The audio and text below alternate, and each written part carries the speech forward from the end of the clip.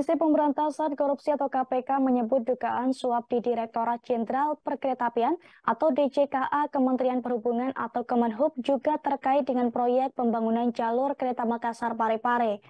Jalur kereta api tersebut baru saja diresmikan Presiden Joko Widodo pada Rabu 29 Maret 2023.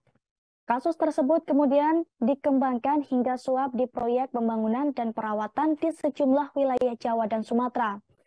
Dalam paparannya, Tanak mengungkapkan bahwa pejabat pembuat komitmen atau PPK Badan Pengelola Kereta Api atau PPK BPKA Sulawesi Selatan, Ahmad Afandi diduga menerima suap sebesar 150 juta pada 11 April kemarin.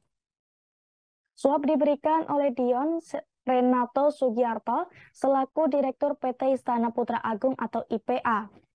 Dalam perkara ini, para tersangka diduga menerima suap dari pihak swasta agar pejabat di DJKA Kemenhub mengatur pemenang tender proyek.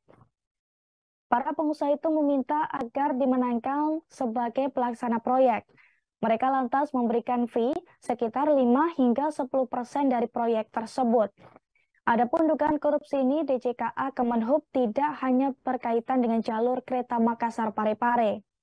Tanah mengatakan setidaknya terdapat 4 proyek yang diduga tersandung perkara suap. Proyek adalah pembangunan jalur kereta api ganda Solo Balapan Kadipiro Kalioso, proyek pembangunan jalur kereta api di Makassar, Sulawesi Selatan. Kemudian 4 proyek konstruksi jalur kereta api, 2 proyek supervisi di Lampegan, Cianjur, Jawa Barat, dan proyek perbaikan perlintasan sebidang Jawa Sumatera.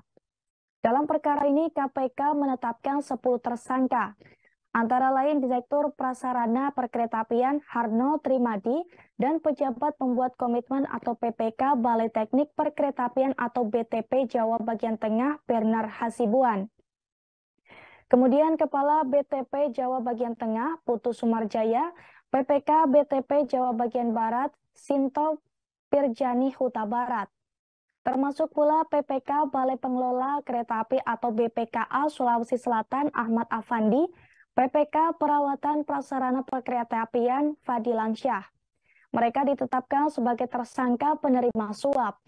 Adapun tersangka pemberi suap adalah Direktur PT Istana Putra Agung atau IPA, Glenn Renata Sugiarto, serta Direktur PT Dwi Farita Fajar Karisma, Ahmad Hikmat, dan Direktur PT KA Manajemen Properti sampai Februari 2023, Joseph Ibrahim.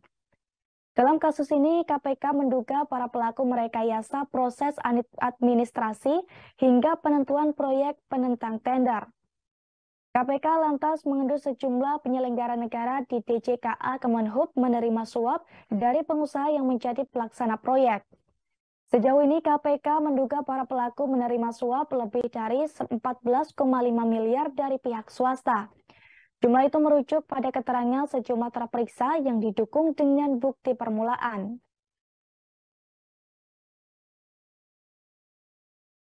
Terima kasih sudah nonton. Jangan lupa like, subscribe, dan share ya.